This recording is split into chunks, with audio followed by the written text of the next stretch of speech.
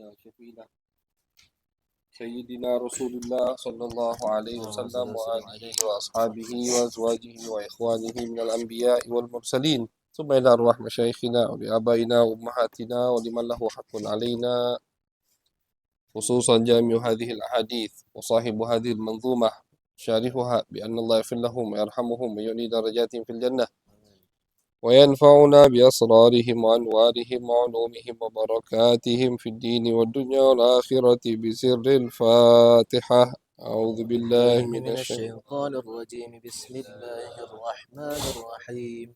الحمد لله رب العالمين الرحمن الرحيم مالك يوم الدين. إياك نعبد وإياك نستعين. اهدنا الصراط المستقيم، صراط الذين أنعمت عليهم غير المغضوب عليهم ولا الضالين. آمين. بسم الله الرحمن الرحيم. أبدأ بالحمد مصليا على محمد خير نبي أرسلا، وذي من أقسام الحادث عدة، وكل واحد أتى وحدا. أولها الصحيح وهو ما اتصل إسناده ولم يشذ أو يعل، يرويه عدل ضابط عن مثله، مؤتمد في ضبطه ونقله.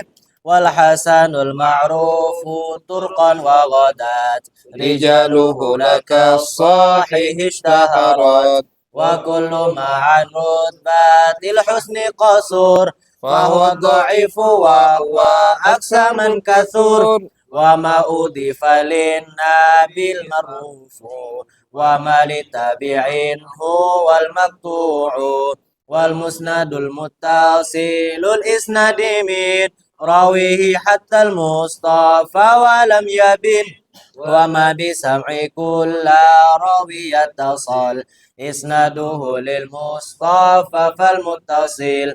مسلسل كل ما على وصف أتى، مثل أما والله أبناني الفتى. كذاك قد حدثانيه قائما، أو بعد أن حدثاني تبسما. عزيز مروي اثنين أو ثلاثة، مشهور مروي فوق ما ثلاثة.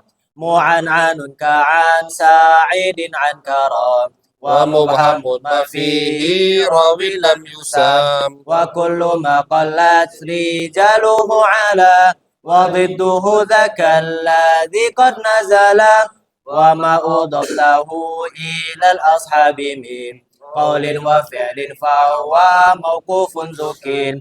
ومرسل منه الصحابي سقط، وقل غريب وراو فقط.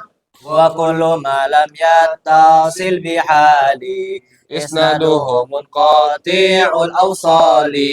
والمؤضل السقيط منه اثنان، وما أتى مدلس نوعان.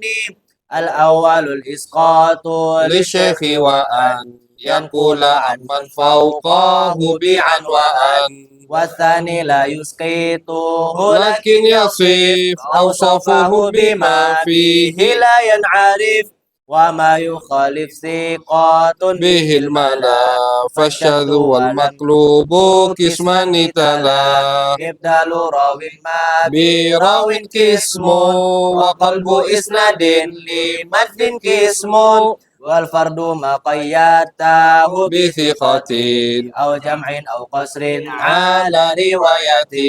وما بعلة غموض أو خفاء، معلل عندهم قد عرفا. وذو اختلاف سند أو متن، مضطرب عند أهل الفن. والمدرجة في الحديث ما أتت من بعد الألفاظ الرواة اتصلت. وما روى كل قارن عن أخي مدبج فعرف حقا تحقيق. متفق لفظا وخطا متفق. وضده فيما ذكرنا المفترق.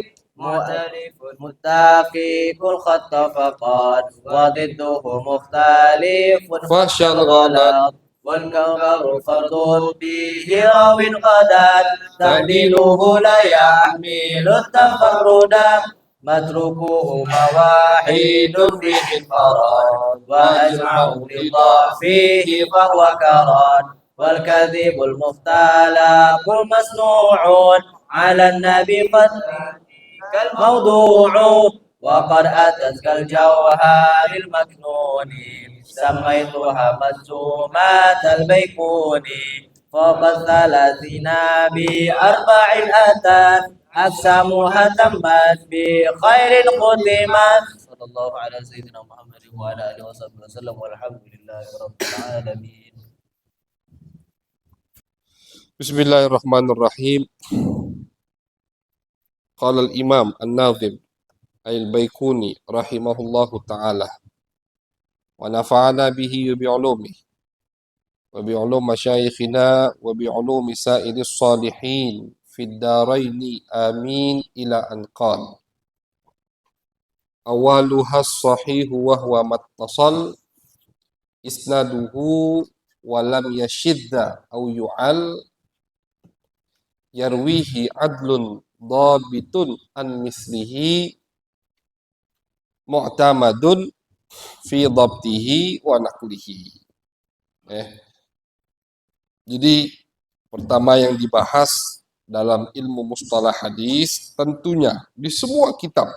Kita baca kitab Muqaddimah Ibn Salah, kita baca kitab semua kitabnya Ibn Hajar, kitabnya Suyuti, kitabnya Iraqi, kitabnya Mutaqaddimin, kitab orang-orang ulama-ulama yang hidup di abad ketiga, keempat, kelima, keenam, itu semua pasti yang pertama kali dibahas 99% adalah pembahasan tentang sahih. Hadis sahih. Hadis sahih seperti yang kemarin kita sebutkan, hadis ini kan terbagi dua, makbul sama mardud. Makbul sama mardud. Makbul maksudnya diterima, mardud tidak diterima. Ya, seperti bagian yang kemarin, makbul sama mardud. Nah, makbul ini diterima itu terbagi jadi dua. Ada yang sahih, ada yang hasan.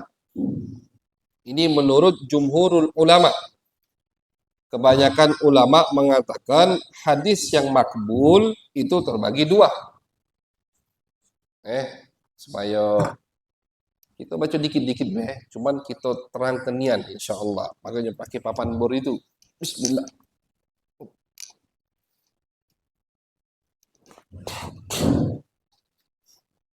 Jadi hadis seperti yang kita bahas kemarin, makbul sama mardud. Hadis makbul sama mardud. Mardud tidak diterima. Sama dengan dhaif. Itu maksudnya. Sama dengan dhaif. Bagiannya nanti banyak. Bagiannya banyak ini dhaif. Ada dhaif yang karena ini, ada yang dhaifnya karena ini. Setiap sebab dhaif namanya beda. Setiap penyebab dhaif namanya beda. Istilahnya beda sama ulama. Karena sedikit berbeda, penyebabnya namanya beda. Makanya bagian ilmu hadis sampai 34 di Nazoman Baikuni dan Imam Ibn Hajar atau Imam Ibn Salah mengatakan sampai 70 lebih. Karena di sini juga salah satu. Dari hadis dhaif ini banyak pecah macam-macam ilmu hadis. Dhaif nanti. Jadi kalau kita ringkas ilmu hadis mustalah ini itu cuma 3 bab. 3 bab besar tapi. Makbul terbagi 2. Sahih dan hasan. Nah, ilmu mustalah hadis itu kurang lebih pembahasannya di 3 bab ini. Bab pertama bab sahih 1, bab kedua bab hasan 2, bab ketiga bab dhaif 3. Ini istilahnya kerangka besarnya ilmu hadis. sahih, bakal dibahas di situ. Syarat sahih ada 5, kemudian dibahas sama ulama siapa sanad apa yang paling sahih, kemudian dibahas sama ulama kitab hadis yang paling sahih, itu dibahas sini. Kemudian nanti dibahas sama ulama istilah-istilah ulama yang mengatakan hadis sahih apa maksudnya, itu di sini. Bab kedua hasan, tidak terlalu panjang ini. Bab hasan ini tidak terlalu panjang. Karena hasan ini bedanya sedikit cuma nama sahih. Cuman beda di hafalan, di dobat. Dobat itu hafalan. Jadi nanti disebutkan di Natoman itu syarat sahih, hadis dikatakan sahih, ada 5 syarat.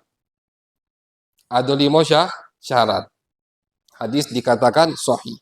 Beda satu syarat cuma nama hasan, maka dijadikan hasan. Makanya ulama sebagian mengatakan hadis itu cuma 2 bagiannya. Makbul sahih, mardud dhaif. Itu sebagian ulama. Jadi sebagian ulama mengatakan tidak ada istilah hadis hasan. Tidak ada istilah hadis hasan. Kenapa tidak ada istilah hadis hasan? Karena hadis hasan ini bedanya cuma sedikit sama sahih. Hadis hasan, makbul tidak, makbul ya sudah, sama sama sahih. Cuman bedanya nanti di levelnya. Ada yang level sahihnya 100%, ada yang level sahihnya 90%, ada yang 80%. Itu menurut sebagian ulama. Jadi menurut sebagian ulama, pembagian ilmu hadis cuma 2, makbul sahih, mardud dhaif. Diterima berarti hadisnya sahih, ditolak berarti hadisnya dhaif. Udah itu.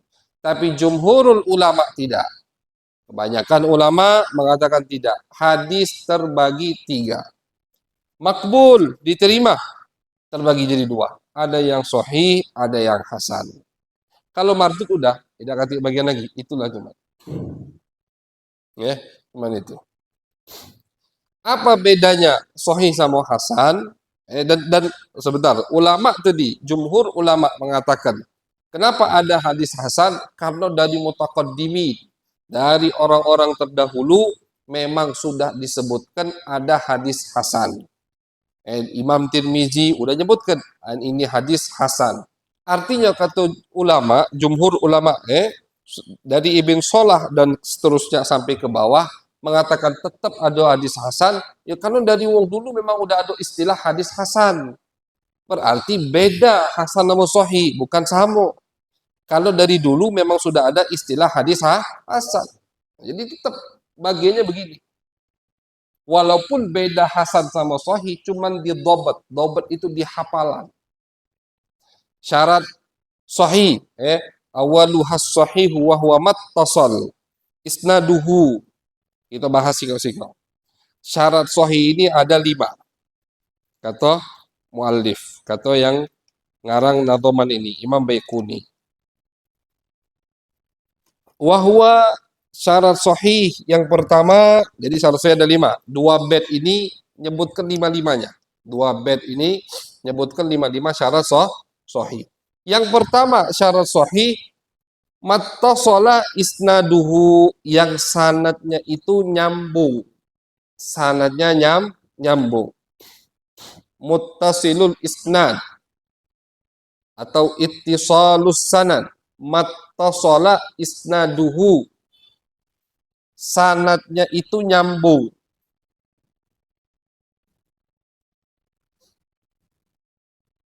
Sanad itu nyambung, sanad nyambung, maksudnya bagaimana? Setiap perawi itu memang betul mendengarkan hadis dari orang sebelumnya. Itu maksudnya. Tidak cukup, cuman katonyo, atik di ilmu hadis katonyo. Kalau di ilmu hadis katonyo itu tidak dianggap langsung. Cuman katonyo. Palembang banyak katonyo, ini siapa katonyo, tidak tahu siapa. Tidak cukup itu. Harus memang si perawi dengar hadis itu dari perawi sebelumnya, dari gurunya. Gurunya dengar lagi dari gurunya. Gurunya dengar lagi dari gurunya sampai ke Nabi Muhammad sallallahu alaihi wasallam. Itu maksudnya ittisalus sanad. Sanadnya harus nyambung. Sanadnya harus nyambung dari awal sampai akhir. Satu aja terputus, si kok sanad kosong, doif.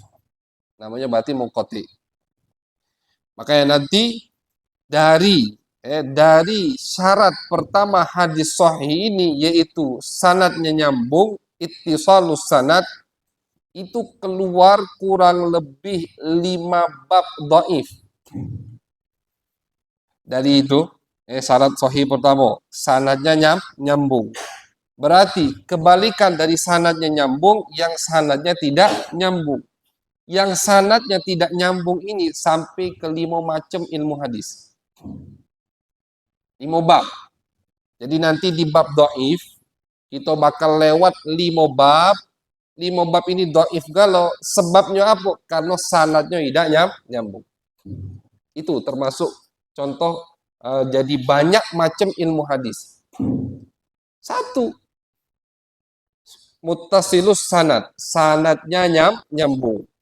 Maka dia jadi hadis sahih. Sanadnya tidak nyambung, maka dia jadi hadis doif. Apa namanya? Ada 5 nama. Ada 5 bab.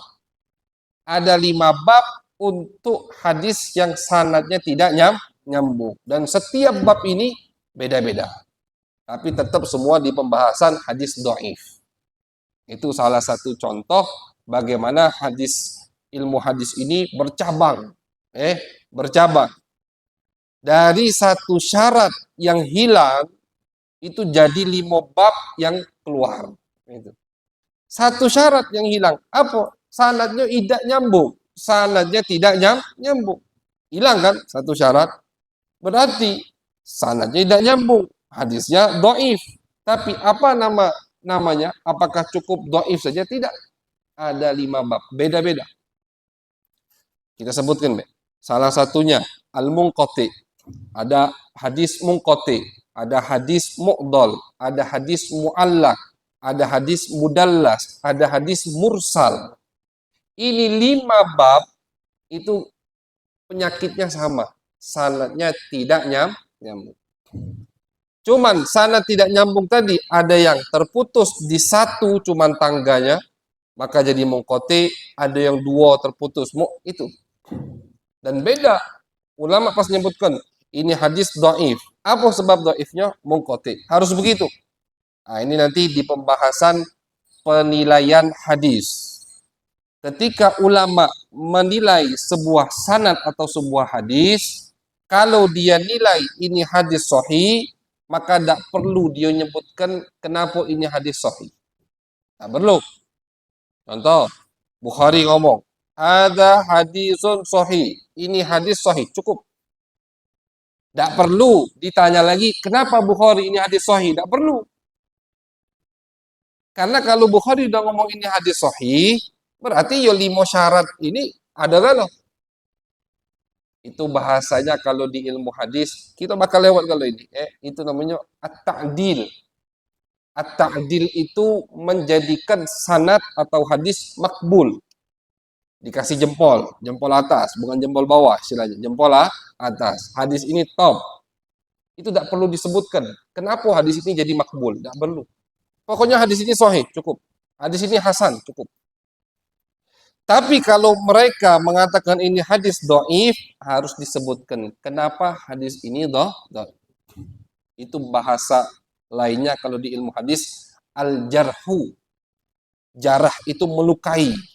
Tapi artinya di sini bukan melukai hadis, melukai sanad, bukan. Artinya menjatuhkan atau tidak menerima sanad hadis itu. Harus disebutkan. Kenapa kamu tidak menerima hadis ini? Dhaif. Apa sebab dhaifnya? Harus. Ini kata ulama. Bab jarah wa ta'dil, ini termasuk bab yang luas, bab yang besar di dalam ilmu hadis, Sampai-sampai ulama mengarang karangan khusus satu kitab tentang al-jarhu wa ta'dil. Al-jarhu wa ta'dil. Al-jarhu artinya mengatakan ini sanad dhaif, ta'dil artinya mengatakan ini sanad sahih atau makbul.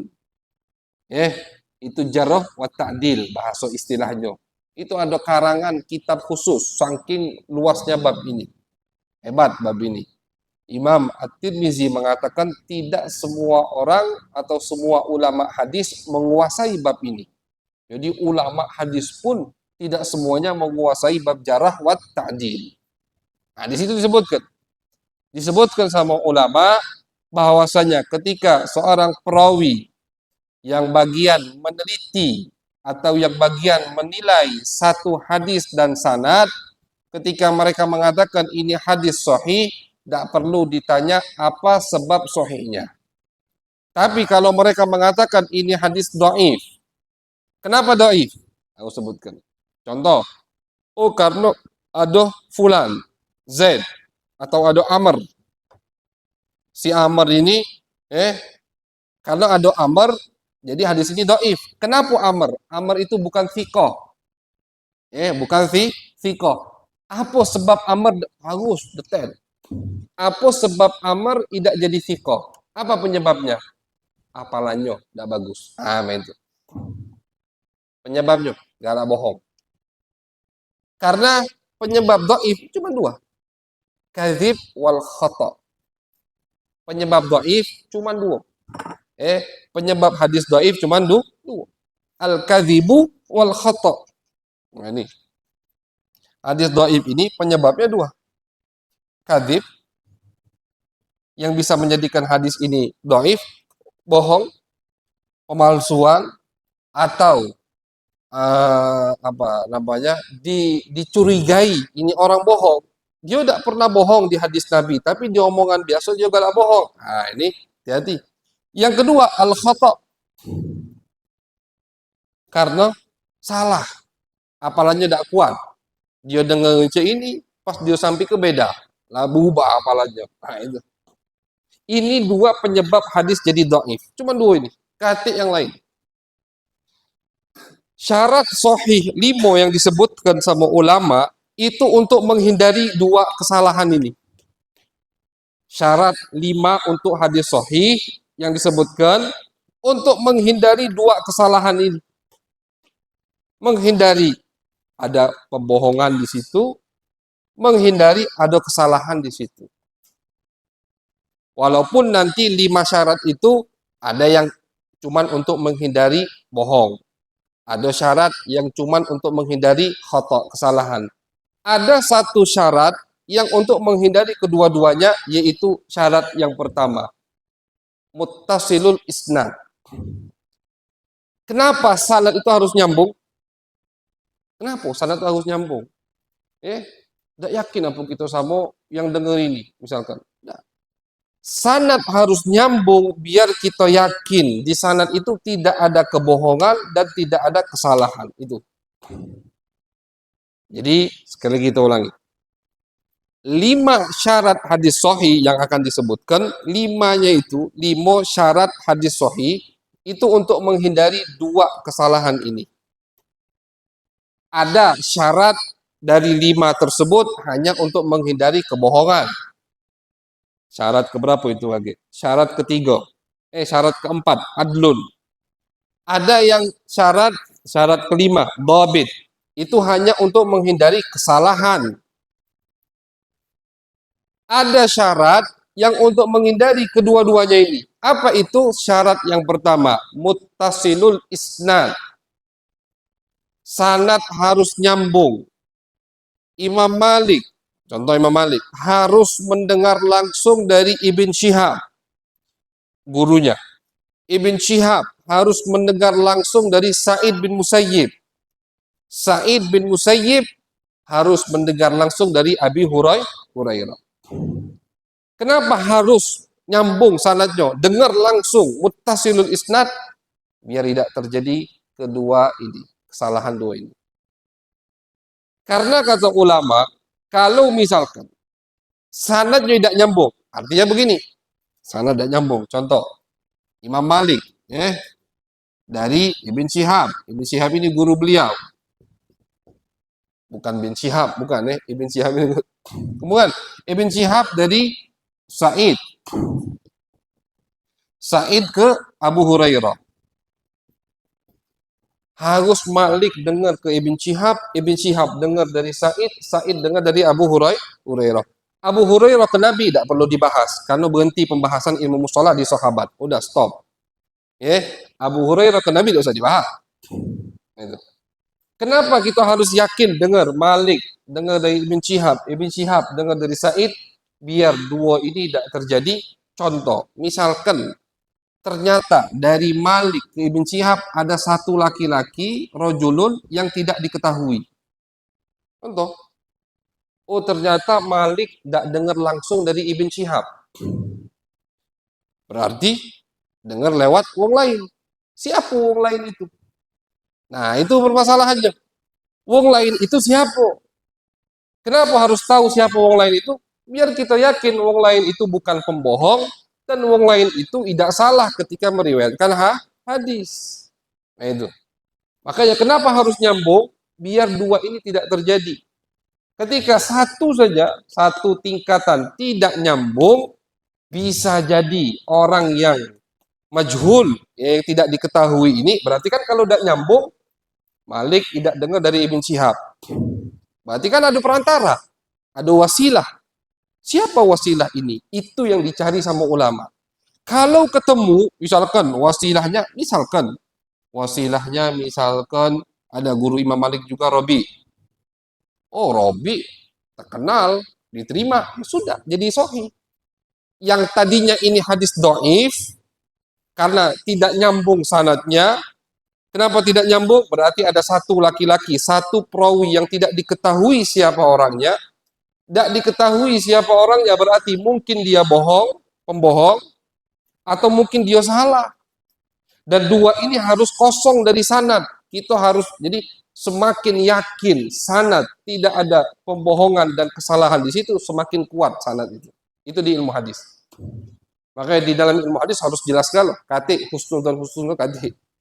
Kati bab husnudzon, baik sangka. Makanya Imam Malik beliau termasuk pertama kali yang membuat kaidah dalam ilmu mustalah hadis. Kata Imam Malik, aku menemui, kata Imam Malik, di Masjid Nabawi, aku nututi 70 orang ahli ibadah yang maki imamahnya sampai ke leher.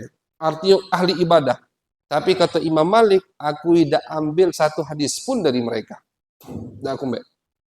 Padahal warok kan, zuhud semua. Yang gawinya itu iktikaf di Masjid Nabawi. 70 lebih kata Imam Malik, aku nututi. Tapi tidak aku ambil satu pun dari mereka satu hadis. Kenapa wahai imam? Li'annahum laisu min ahli hadzal fanni. Kata Imam Malik, karena mereka bukan di bidang ini, bukan, lain. Bab ahli ibadah, tahajud, itu bab lain dengan bab ilmu hadis. Oh, tapi kan dia warok, dia kan soleh. Wong yang ahli ibadah, kita harus husnudzon. Nggak ada husnudzon di ilmu hadis. Kata Imam Malik, aku tinggalkan. Tidak aku ambil riwayat dari mereka, karena mereka bukan ahli dalam bidang ilmu hadis. Berarti Imam Malik ingin mengarahkan kita ke alasan yang kedua. Bohong, tidak mungkin mereka bohong. Oh, ahli ibadah kan. Tidak mungkin bohong. Tapi ada alasan kedua, khoto, salah. Mereka tidak paham, apalagi tidak kuat.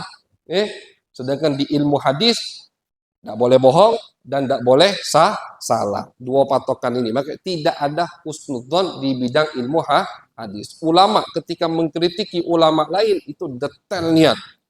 Sampai luar biasa loh. Nah, begitu. Nah, jadi kita husnudzon. Ini yang meriwayatkan Imam Malik. Pasti Imam Malik tidak mungkin ngambil dari wong yang pemabuk, kan tidak mungkin. Tidak mungkin Imam Malik meriwayatkan hadis dari wong yang berjudi. Iya. Berarti tidak mungkin bohong. Tapi ini mungkin baik. Imam Malik meriwayatkan dari orang, tidak tahu orang tadi hafalannya tidak kuat, salah dalam meriwayatkan hadis. Makanya tetap hadis ini dhaif. Ini contoh ya, ini contoh.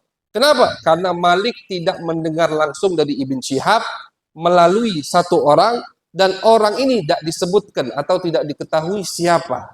Sehingga bisa kita nilai orang ini bohong atau tidak, orang ini salah atau tidak dalam meriwayatkan hadis. Berarti divakumkan dulu hadisnya, dipinggirkan dulu. Bukan ditolak. Makanya nanti di pembahasan dhaif bakal kita sebutkan, bukan ditolak udah, tidak ditolak dengan hadis itu, tidak. Dipinggirkan dulu. Dicari sama ulama. Oh, ini rojul yang tidak jelas ini maksudnya guru dia Rabi. Oh, ya sudah, centang langsung diterima hadisnya. Makanya di dalam Muwatta ini pernah kita bahas. Di dalam Muwatta di pertama kali kajian. Di dalam kitab Muwatta Imam Malik banyak model cak ini. Kata Malik, haddatsani rajulun. Aku diberitahu oleh seorang laki-laki. Kata Malik, aku diberitahu malla ahtammu bih, orang yang aku tidak ragu dia orang baik. Atau aku diberitahu oleh orang yang aku percayai. Tidak disebut namanya. Itu tetap kata ulama hadis dhaif pada saat itu. Tetap itu hadis dhaif. Kenapa? Walaupun sekelas Imam Malik ketika tidak menyebutkan itu hadis dari siapa, dhaif.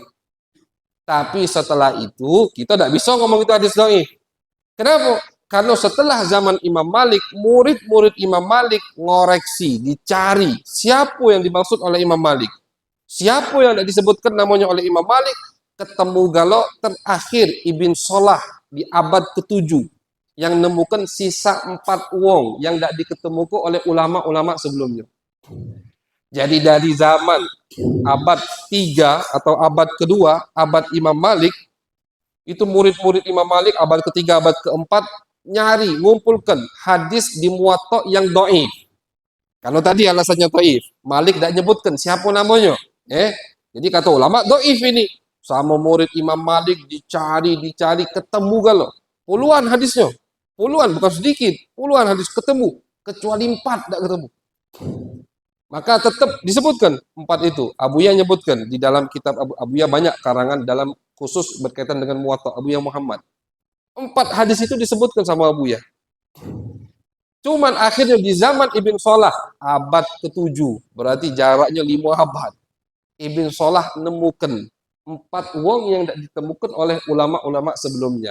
Alhasil setelah itu kita tidak boleh mengatakan oh Muwatta ada hadis dhaif. Siapa inti?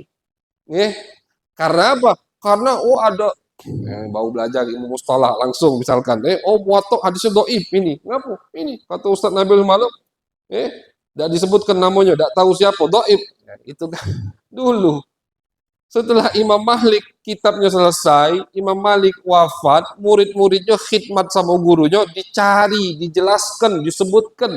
Ternyata semua orang yang tidak disebutkan namanya oleh Imam Malik, tidak ada yang bohong, tidak ada yang salah. Kati dua ini. Berarti semua hadisnya sahih. Makanya Al-Imam Al-Imam An-Naisaburi. Al-Imam An-Naisaburi itu mengatakan kitab hadis yang paling sahih itu pertama bukan Bukhari tapi Muwatta Malik. Muwatta Malik baru Sahih Bukhari, baru Sahih Muslim.